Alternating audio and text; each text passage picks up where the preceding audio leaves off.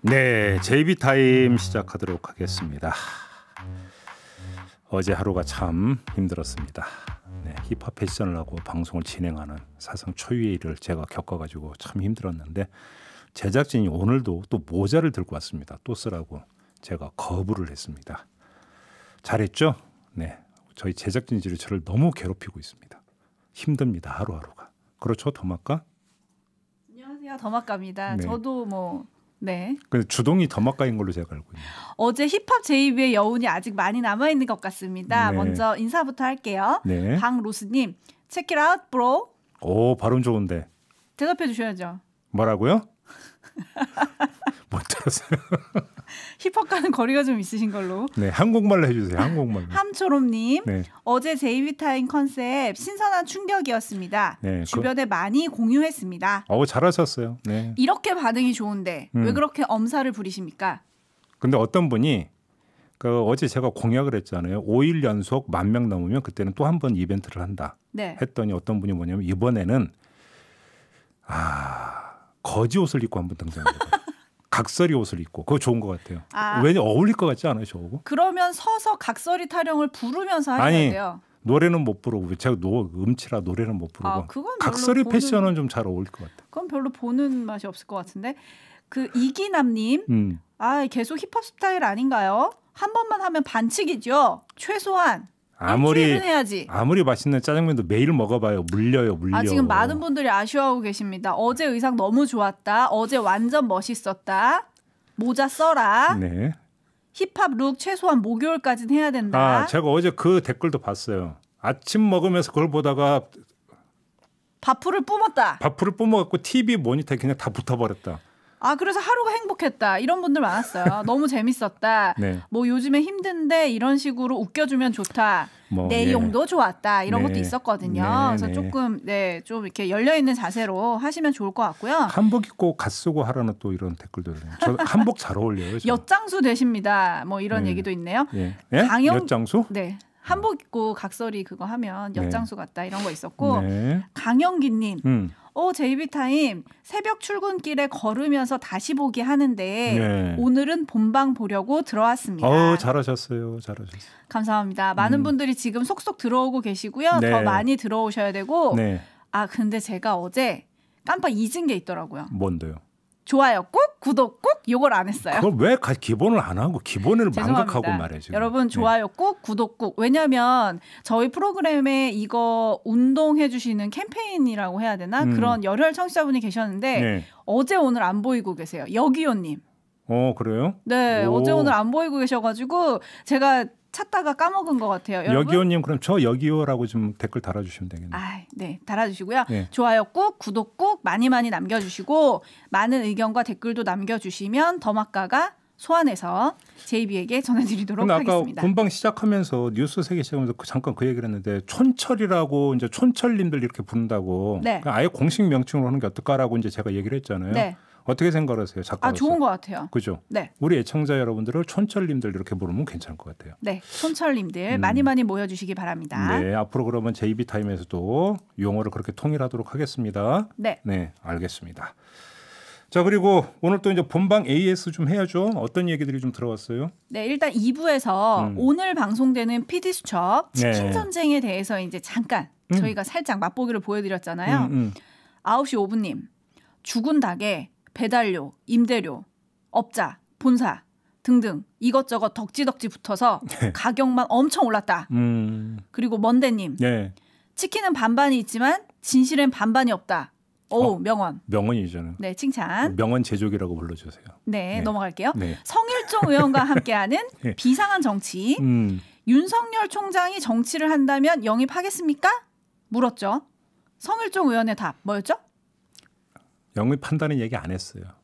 오라고 오겠습니까? 오라고 오겠습니까? 네, 그게 일전에 그 청기누설에서도 이미 전망을 하잖아요. 아마 그 정치를 하더라도 국민의힘으로는 안 갈 거다. 이미 전망한 바가 있습니다. 네. 들으셨나? 국민의힘에서도 아마 알고 있는 것 같아요. 네. 그거에 대한 댓글이 뜨거웠는데 JSD 희동님 오지 말라는 소리 그렇게 하시는 건가요? 박은미님. 네. 왠지 윤 총장 그만두면 국민의힘이 고민할 것 같아요.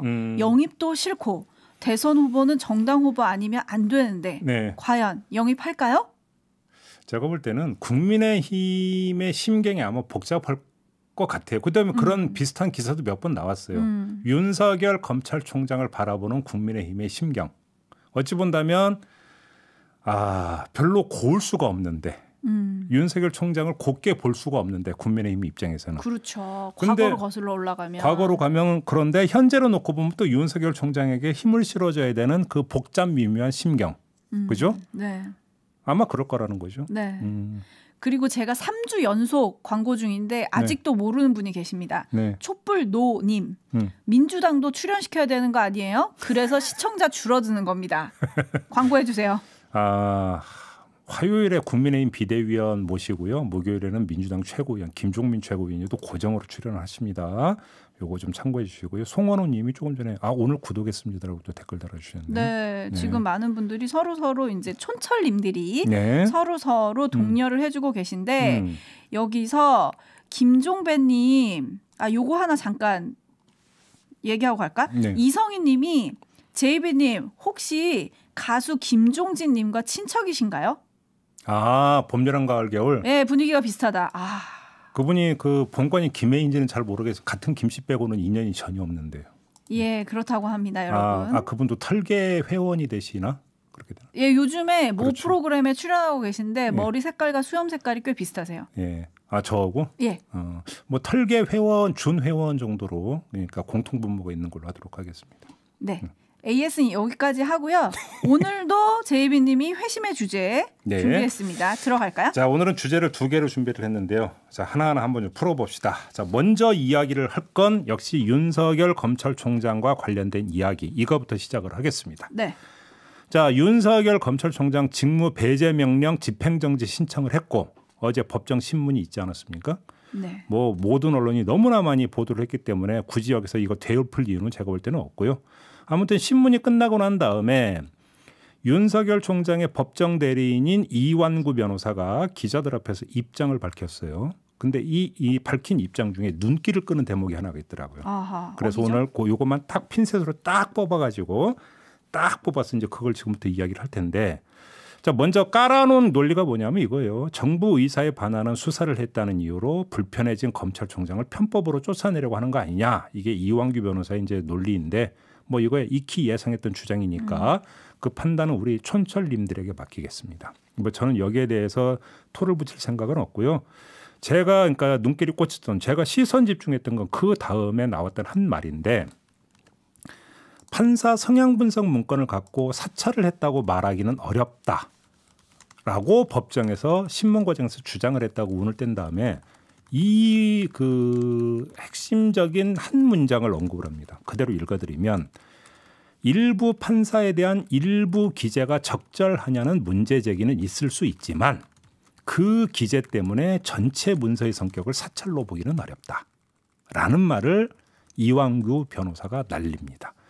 다시 읽어드리면, 일부 판사에 대한 일부 기재가 적절하냐는 문제 제기는 있을 수 있다. 바로 여기에 제가 꽂힌 건데요. 지금부터 이 이야기를 한번 해보겠습니다. 그러니까 일부 문제가 될 수는 있지만 전체 내용을 봐서는 이건 사찰이라고 보기 힘들다 이거잖아요. 간단히 이야기를 하면. 그렇죠. 그러면 좋습니다. 제가 마음씨가 넓잖아요. 그다음에 양보심이 제가 그러니까 탁월하거든요. 그래서 이완구 변호사가 그 예민하게 받아들이고 있는 사찰이라는 두 글자 단어는 지금부터 한번 쓰질 않겠습니다. 사찰이라는 단어는 아예 빼고 한번 제가 문제 제기를 해볼게요. 한번 들어봐 주시기 바랍니다. 이완구 변호사가 이 방송 듣고 계신지는 잘 모르겠습니다만, 자, 어제 얘기를 했어요. 양승태 재판부 배석 판사를 무리이야기 법관 리스트에 포함된 판사로 적은 다음에 이 무리라고 하는 그 내용, 그걸 자세히 기술한 건 그 배석 판사의 인권을 침해한 것일 뿐만 아니라 공무상 비밀 누설 행위의 결과물일 가능성이 높다. 어제 제가 진단을 한 바가 있습니다. 자, 그리고 여기서부터 시작이 되는 건데, 검찰 조직 안에서 공무상 비밀 누설 행위가 있었고 그 결과가 판사 성향 분석 문건으로 이어졌다면 그러면 검찰총장은 어떤 조치를 취했어야 할까요? 제가 하는 문제 제기가 바로 이겁니다. 뭐 당연히 이건 위법 행위니까 그 누설자를 찾아서 책임을 묻고 그다음에 위법 행위의 결과물인 문건의 해당 내용은 삭제를 하거나 문건 전체를 파기했어야 마땅한 것 아니겠습니까? 그렇지 않습니까? 그렇죠. 그런데 윤석열 총장은 어떻게 했습니까? 오히려 그 문건을 대검 반부패부장 전달하라고 지시했잖아요. 네. 뭐 공공수사부장에게도 전달하라고 지시했다라는 뭐 이야기도 있습니다만 아무튼 전파라고 했습니다. 이 문건을. 그렇지 않습니까? 그러니까 위법 행위의 결과물이 널리 전파되도록 지시를 한 것이 돼버립니다. 해석을 하자면. 자, 그럼 이거에 대한 책임은 어떻게 질 건데요? 제가 하는 문제 제기는 바로 이거예요. 저는 사찰이라는 단어 한 번도 안 썼어요. 그죠? 네. 어떻게 책임을 질 건데요?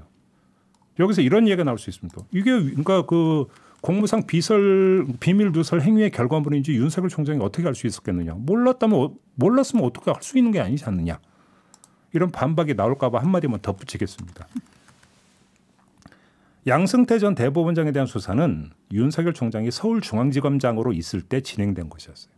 다 아는 사실입니다. 아, 모를 수가 없다. 그렇죠. 더구나 무리야기 법관 리스트는 당시에도 그러니까 그 사법농단 사건 수사 당시에도 그 존재부터 그 내용까지 엄청난 의혹과 논란의 대상이 됐던 것이었습니다. 그러니까 당시 수사를 지휘했던 윤석열 현 검찰총장이 무리야기 법관 리스트의 민감성을 몰랐고 그래서 판사 성향 분석 문건의 해당 부분을 대수롭지 않게 여겼을 가능성은 제가 볼 때는 제로다. 이런 일은 있을 수가 없어요. 만약에 정말 그랬다면 윤석열 총장은 둔해도 엄청 둔한 사람 이렇게밖에는 볼 수가 없는데 별로 그런 것 같지는 않아요. 자, 이런 정황에 따라서 윤석열 총장이 해당 부분의 문제를 알고도 판사 성향 분석 문건 전달을 지시를 했다면 이건 뭡니까? 아무리 좋게 해석을 하더라도 최소한 위법 행위를 묵인한 것이 되어버립니다. 이런 행위에 대해서 검찰총장으로서 어떻게 책임을 질 건데요? 그래서 문제 제기하는 거거든요. 자, 이완규 변호사가 언급한 일부 판사에 대한 일부 기재가 제가 지금 그 추정하고 전제로 했던 그 무리야기 법관 리스트 해당 관련 그 부분이라면 이에 대한 윤석열 총장의 책임부터 짚고 나서 이야기를 하는 게 순서라는 거예요. 이완규 변호사는 설령 그게 문제라 하더라도 직무배제를 명하고 나아가서 중징계를 내릴 사안은 아니다라는 논리로 말을 한 것 같은데 자, 이게 검찰총장 변호인 입에서 나올 소리냐. 저는 이렇게 지금 반박을 하고 싶은 건데요. 지금 해야 할 일은 이 잘못의 크기를 따지는 게 아니라 잘못 자체를 가리는 것이 우선이거든요. 그런 잘못이 있었는가 없었는가. 이게 먼저잖아요. 그렇죠. 근데 이걸 아무도 안 물어봐요. 그다음에 검찰총장의 변호인은 설령 그런 게 설령 일부 있다 하더라도 그게 중징계를 내릴 사안은 아니라고 사전에 지금 차단막을 치고 있어요. 근데 제가 볼 때는 위법 행위의 결과물이 이런 식으로 그 이용이 된 게 맞느냐 아니냐라고 하는 것은 검찰총장이 가려야 되는 의무예요. 의무에 답을 하라. 저는 이 말씀을 드리고 싶은 겁니다. 네, 의무에 답을 하라. 네. 그러면 어떻게 저희가 이완규 변호사한테 전화를 좀 할까요? 섭외가 되면 좋겠죠. 네. 네, 지금 많은 분들이 뭐 의견 보내주고 계신데 잠깐 소개를 좀 하고 갈게요. 네. 9107하님, 영화 올드보이에 이런 말이 나옵니다. 모래알이든 바위덩어리든 물에 가라앉기는 마찬가지다. 오, 예. 오, 오늘 명언 많이 나오네. 예. 커피 알림, 예. 순간이 모여 인생이 되는 것, 일부가 전체다. 네. 다들 뭐 이런 댓글들을 많이 보내주고 계세요. 예, 역시 촌철님들이세요. 예, 역시 촌철님들 감사하고요. 그리고 어제 JB타임을 듣고 썼는지는 모르겠는데 네. 한 보도에 이런 내용이 있었습니다. 판사 분석 문건이 반부패부로 전해질 당시에 반부패 부장이 누구냐? 심재철 네. 현 법무부 검찰국장이다. 그러면 판사 문건의 문제의식을 느낀 심 국장이 최근에 윤석열 총장에 대한 감찰을 진행하는 과정에서 네. 법무부 감찰 담당관실에 이 존재를 알린 것이 아니냐는 의혹이 있다. 이 의혹이 사실이라면 심 국장도 공무상 비밀 누설을 한 것이라는 분석이 있다. 이런 보도가 있었어요. 저는 그렇게 보지 않아요. 네. 왜 그러냐면 지금까지 나왔던 보도를 종합하면 윤석열 총장이 이 문제의 그 판사 성향 분석 문건을 받은 다음에 반부패 부장한테 전달하라고 지시를 했고 그래서 전달을 했더니 그때 당시 심재철 반부패 부장이 이거에 대해서 격노를 하면서 크게 반발을 했고 안 돌렸다. 이런 보도가 있잖아요. 자, 이 보도가 사실이라고 전제를 한다면 이 문제의 판사 성향 분석 문건에 대해서 심재철 부장은 문제의식을 갖고 있었어요. 그러니까 이거는 돌려서 회람이 되고 또 공유되면 안 된다라는 어떤 문제의식을 갖고 있었고 그래서 그러니까 그 문제의식이 지금 제가 그러니까 그 분석했던 것처럼 이건 위법행위의 결과물이라는 문제의식이었는지는 모르겠으나 네. 이거는 문제가 있는 문건이라고 그러니까 그 생각을 하고 있었기 때문에 다른 데 전달을 하지 않았고 그 문제점에 대해서 제기를 한 거나 한다면 그건 오히려 위법행위에 대한 어떤 내부 제보 내지 내부 신고로 해석을 할 수도 있는 거겠죠. 거꾸로. 그런 거 아니겠습니까? 그렇기 때문에 그냥 공무상 획득한 비밀이 아니라 공무상 알게 됐던 위법행위에 대한 어떤 고발. 오히려 이렇게 해석할 여지도 있는 거죠. 그거는. 그러니까 네. 예를 들어서 내부 고발이라고 하는 것은 내부 고발자는 당연히 고발 내용을 내부에서 다시 말해서 직무 수행 과정에서 알게 될 가능성이 거의 90% 이상이에요. 그러면 그 사람들에 대한 보복이 보통 그런 논리로 나오는 거죠. 공무상 비밀 누설 내지 업무상 비밀 누설 행위를 했으니까 너는 사법처리 대상이야. 이런 식으로 보복을 하는데 지금 우리 더마카가 인용을 해서 저한테 질문했던 바로 그 내용이 그런 논리다. 따지고 보면 오히려 이런 얘기도 성립이 될 수가 있는 거죠. 그럼 이 기사를 쓴 기자는 아직 안 들었나 봐요. 제이비타임을. 지금 이민섭님께서 예. 자식이 잘못을 하면 잘못을 질타하고 방지하는 게 부모의 역할인데 네. 검찰은 누가 감히 내 새끼를 건드려? 라고 하고 있습니다. 라고 정리를 해 주셨습니다. 네. 자, 이 정도로 하고요. 두 번째 이야기를 하겠습니다. 전두환 씨 이야기를 안 할 수가 없습니다. 아, 전두환. 예. 저희가 3부에서 김희성 교수님하고 다뤘는데 네. 분노의 댓글이 폭발했어요. 이혁수님.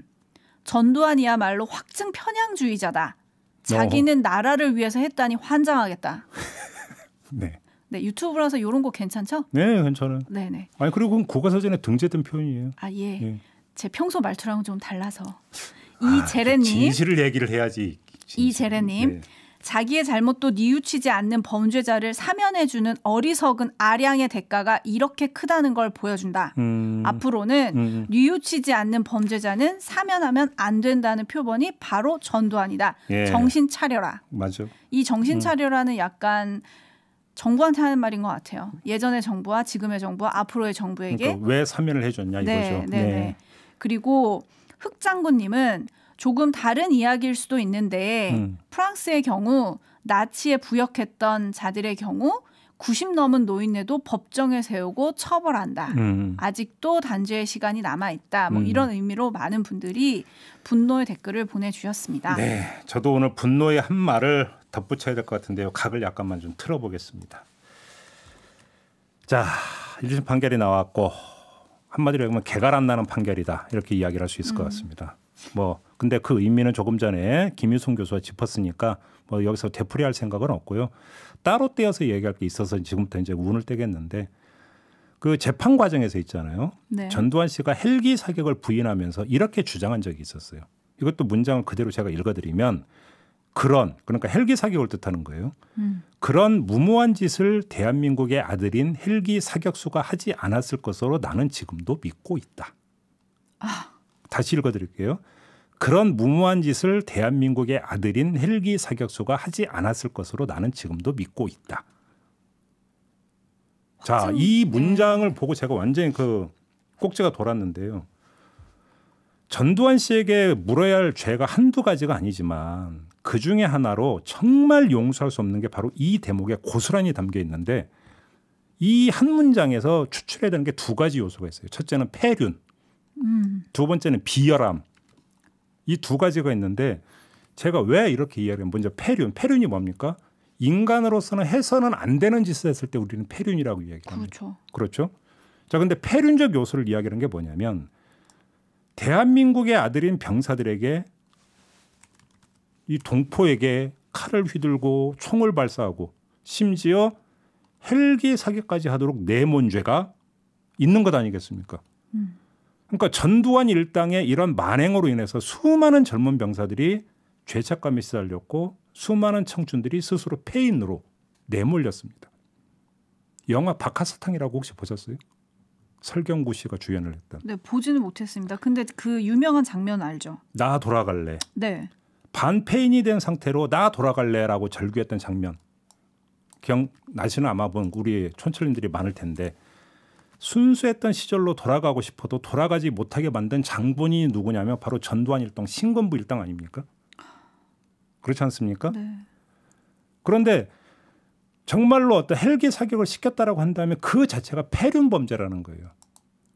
여러 가지 어떤 범죄가 여기서 어떤 그 성격 규정이 될 수 있으면 그 중에 하나가 폐륜이라는 건데 그 주역이 누군지를 되돌아보라는 이야기가 되고요.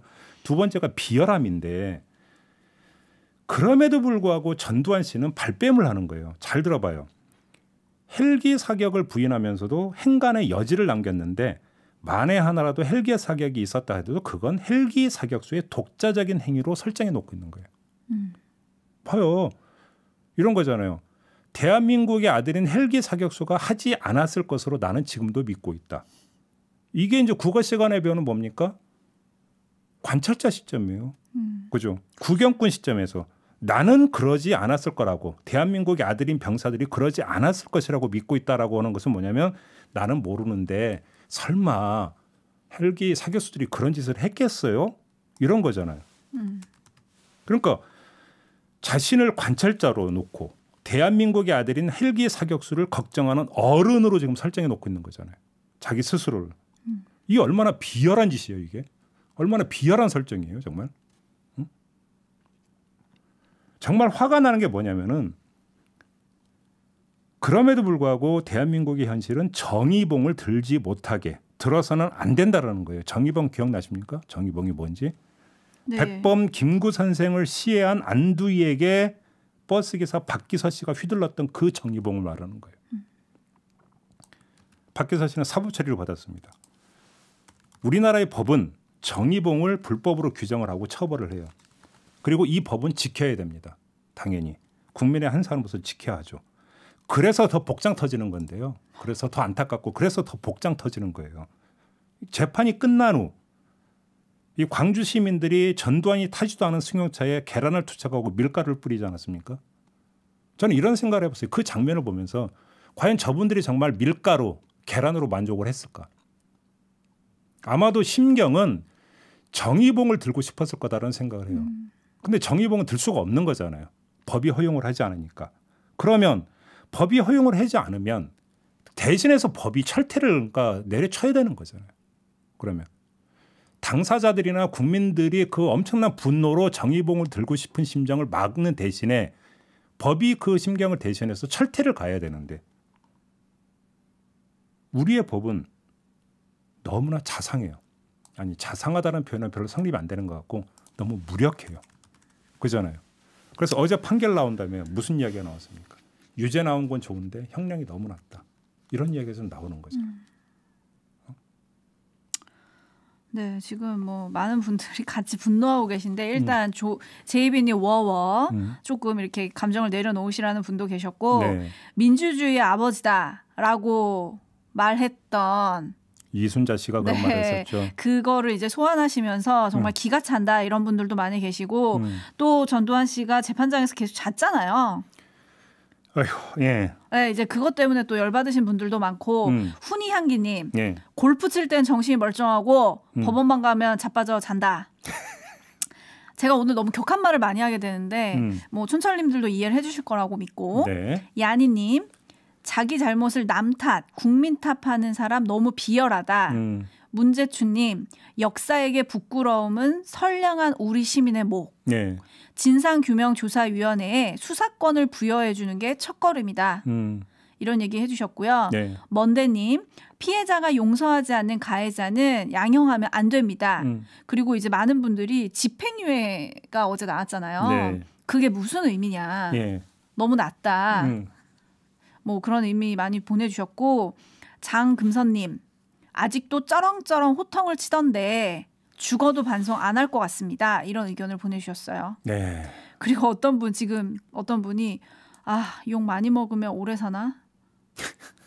아니 저는 이거 진심을 담아서 하는 얘기인데요. 오래 살았으면 좋겠어요. 왜냐하면 오래 살아가지고 네. 아직도 밝혀내지 못한 진실이 많이 있잖아요. 네. 그 진실이 완전히 만천하에 다 드러날 때까지 밝혀질 때까지 꼭 살아가지고 그 응분의 어떤 책임을 한번 묻는 걸 당한 다음에 가더라도 갔으면 좋겠어요. 저는 오래 살았으면 정말 지금 좋겠어요. 보레인님께서도 같은 의견 주셨어요. 네. 유병장수하세요.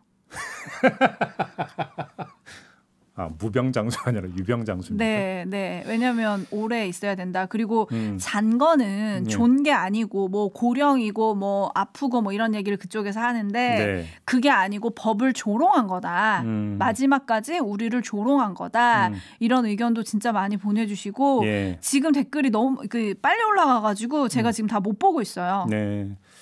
근데 저는 여기서 한 번만 더 새길로 빠지면. 저는 계속 보면서 전두환 씨의 멘탈이 정말 궁금해요.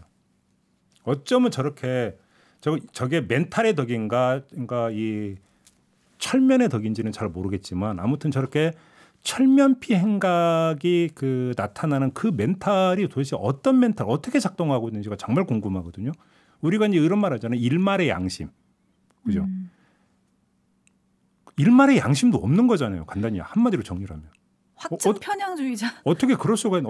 일말은 있어야 될 거 아닙니까? 아무리 그래도. 근데 그것도 없잖아요. 일도 없잖아요. 일도. 저는 심리학 전공하신 분들이 좀 한번 좀 분석을 해주셨으면 좋겠어요. 도대체 저 멘탈 구조는 우리가 전에 JB 뇌구조도 한 적 있잖아요. 네, 네. 뇌구조 앤드 심장 구조를 한번 좀 분석을 해주셨으면 좋겠어요. 도대체 어떻게 저럴 수가 있는 거지? 같은 인간으로 이해가 돼요? 저는 안 돼요, 솔직히. 그러게요. 정말 안 돼요. 그러게요. 네, 저희가 방송 준비하면서 조비오 신부님이 돌아가실 때 잔고의 영원이었다. 네.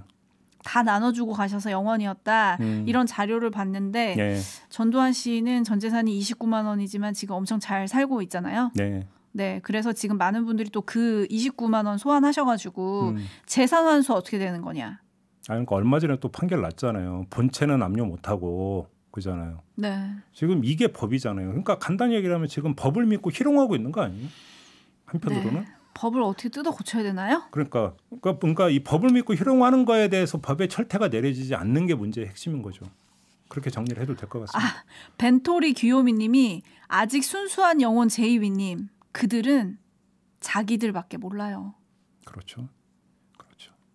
그러니까 자기들끼리 모여갖고 중국집에서 되게 비싼 거 먹고 그죠? 그죠? 들어보지도 못한 거. 그 말도 맞네요. 오늘 열불나는 이야기 좀 너무 많이 했는데 저도 좀 진정을 좀 해야 될 것 같습니다. 네, 마치기 전에 몇 가지 소개해드리겠습니다. 네. 촌철님들께서 아직도 우리를 잘 모르시나? 강철님 안녕하세요. 방송은 7시 5분부터인가요? 그러니까 이렇게 새로 오시는 분들이 얼마나 반가워요. 그죠? 네, 안내해 주세요. 환영합니다. 김종배의 시선집중 본방은 아침 7시 5분부터 8시 30분까지 진행이 되고요. 그다음에 이제 8시 30분부터 9시까지는 바로 유튜브 연장 방송입니다. JB 타임이 지금 바로 이 순간 진행이 되고 있는 겁니다. 7시 5분부터 함께 해주시면 제일 좋고요. 네. 서순학님, 네. 정치하시는 분들은 김종배의 시선집중을 꼭 들으셔야 합니다. 많이 듣고 있대요. 네. 여의도에서? 네, 직접적으로 간접적으로 많이 듣고 있습니다. 많이 듣고 있다는 이야기를 많이 듣고 있습니다. 진짜로 잡버가 아니에요. 네. 그러면서 왜 1초간 묵음이 왜 나오는데 도대체? 좋아서요. 네. 그리고 많은 분들이 이제 공약에 아직도 관심을 갖고 계신데 네. 어제 JB가 얘기했습니다. 5일 연속 동접자 10,000명일 경우에 네. 공약을 하겠다. 네. 새로운 JB를 보실 수 있습니다, 여러분. 네. 5일 연속 동접자 10,000명. 일단 네. 오늘은 실패. 네. 그래서 촌철님들이 아픈 걸 찔러 그렇게 공약으로 원하는 거 이제 좀 보내주시고 계신데 네. 한복 입고 갓 쓰고 판소리 버전으로 시사 분석. 한복 입고 갓까지는 가능한데 판소리 버전은 이게 안 되는데. 그리고 아무튼 또 줄리아님은 웨스턴 복장 잘 어울릴 듯. 서부 영화에 나온 네. 총차고. 그 얘기니까 제가 할 얘기인데 이건 나중에 시간 없으니까 나중에 그 스토리가 있어요. 예, 나중에 들으시고요. 네. 그리고 제일 많이 오는 건 역시나 수염의 염색. 수염은 염색이 안 돼요. 머리라도 핑크로 바꾸자 뭐 이런 거 있었습니다. 염색하고 바로 다시 탈색이 되나요? 당연히 다 가능하죠. 무슨 색이든지 가능합니다. 머리털 빠지고 있는데 그러면 머리털 더 빠지잖아 지금. 촌철님들이 원하시는 거니까요. 네. 뭐 원하시는 거 올려주시면 또 제이비는 또 촌철님들이 하라면 또 하거든요. 예. 너무 네, 많은 거 보내주시기 바라겠습니다. 오늘은 이렇게 마무리할까요? 이렇게 마무리하고 내일을 기약하면서 인사드리겠습니다. 제이비 타임 끝낼게요. 고맙습니다. 감사합니다.